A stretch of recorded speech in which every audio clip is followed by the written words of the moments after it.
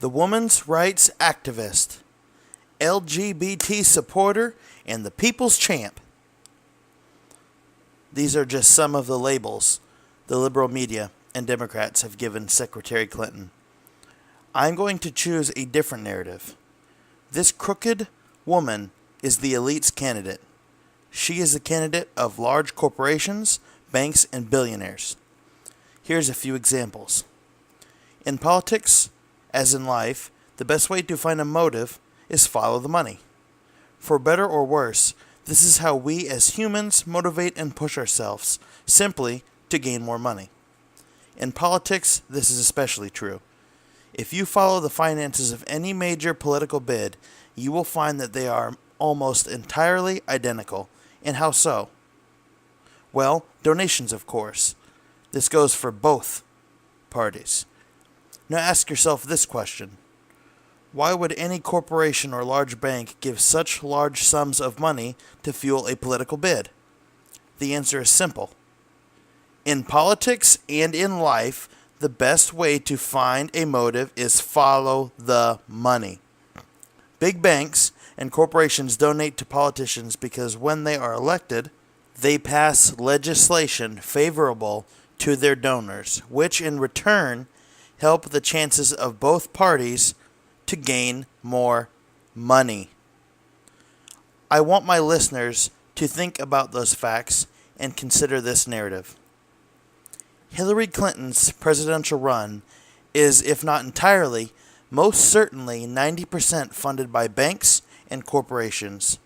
She has probably accepted more money from these types of donors than any politician in recent history.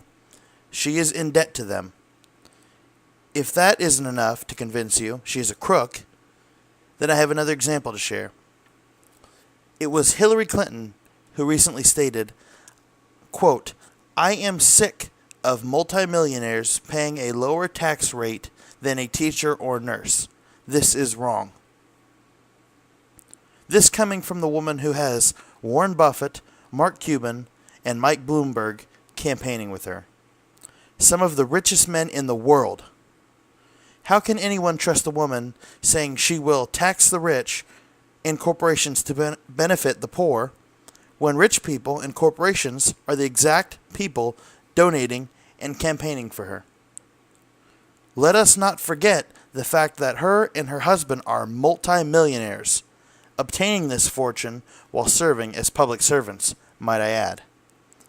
For the 32% of the people of this nation who consider this woman trustable, you are the real deplorables. With all that in mind, it is inconceivable that anyone could trust a single word coming out of her rotten mouth. That being said, I am going to once again follow the money. Donald Trump completely funded his entire campaign in the primaries, over $60 million of his own money, which was nothing compared to the $122 or more that Hillary spent during that time. Follow the money. A man spent millions out of his own fortune to fund his campaign, all while pissing off pundits, politicians, and corporations. His motives are clear. He wants what's best for the country and is willing to put his own fortune, company, and name on the line to do so. Any man that is hated by politicians in both parties, corporations, big banks, people in his same tax bracket, and the media, but is loved by the American people, that's the man that deserves our vote, not a crook that has the backing of all these people. And although liberals' minds are foggy and not very clear, the choice for America is.